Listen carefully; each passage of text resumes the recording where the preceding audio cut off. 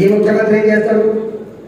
ఈ ముఖ్యమంత్రి గారు ఒకసారేమో చట్టాలు వద్దంటాడు, ఆయనే స్వయంగా చట్టాలు గొప్ప అంటాడు. ఈ ముఖ్యమంత్రి ఒకరోజు అసెంబ్లీలో ఈ దేశంలో ఏ రాష్ట్ర ప్రభుత్వం కూడా కొన్ని పద్ధతిలో ప్రతి వడ్ల గింజను కొన్నటువంటి ఏకైక రాష్ట్రం, రైతాంగాన్ని ఆదుకున్న ఏకైక రాష్ట్రం తెలంగాణ అని చెప్పి సగర్వంగా ప్రకటిస్తారు అసెంబ్లీ సాక్షిగా. అదే ముఖ్యమంత్రి ప్రగతి భవన్లో కూర్చొని అధికారుల సమక్షంలో మాట్లాడతాడు. ఈ ప్రభుత్వం రైస్ మిల్లు కాదని, ఈ ప్రభుత్వం వ్యాపారి కాదని, ఈ ప్రభుత్వమే మీరు ఎక్కడ పండిస్తారో ఏం పండిస్తారో మీరే అమ్ముకోండి తప్ప ప్రభుత్వం మీ రెస్టులకు రాదని చెప్పిన ముఖ్యమంత్రి గారు కూడా కేసీఆర్ గారే. అంటే ఎంత అసంబద్ధమైన, ఎంత పొందన లేని, ఒక్కొక్క రోజు ఒక్కొక్క మాట, ఏ పూటకు ఆ మాట, ఏ ఎండకు ఆ గొడుగు పట్టే నాయకుడు కేసీఆర్.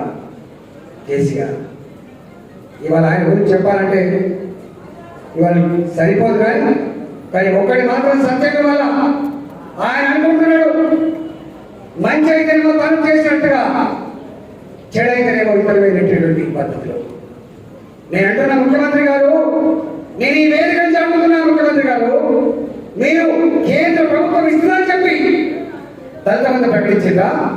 కేంద్ర ప్రభుత్వం ఇస్తుంది అని చెప్పి రైతు మీద ప్రకటించిందా?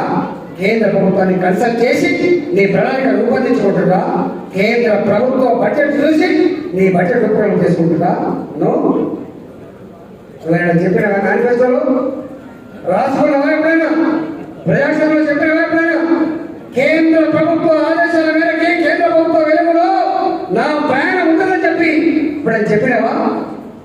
ఉల్టా అరే ఢిల్లీకి ఎలాగ పరిపాలించే సత్తా నాకుంటది, ఈ రాష్ట్రం మీద ఈ ప్రజల మీద నాకుండే నమ్మకం ఢిల్లీ సర్కార్ కొడదని చెప్పిన వ్యక్తి కేసీఆర్.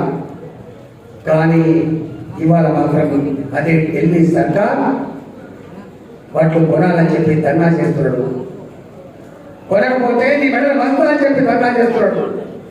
ఆ ధర్నా కూడా నాకు తెలిసి హుజరాబాద్ ప్రజల పుణ్యమా అని ప్రగతి భవన్ నుంచి బయటకు వచ్చి, ఫామ్ హౌస్ నుంచి బయటకు వచ్చి ఏ ధర్నా చౌకైతే నిషేధించబడదో, ఏ ధర్నాలు చేయకూడదని చెప్పి హుకుం జారీ చేసిందో గదే అడ్డ మీద ముఖ్యమంత్రి హోదాలో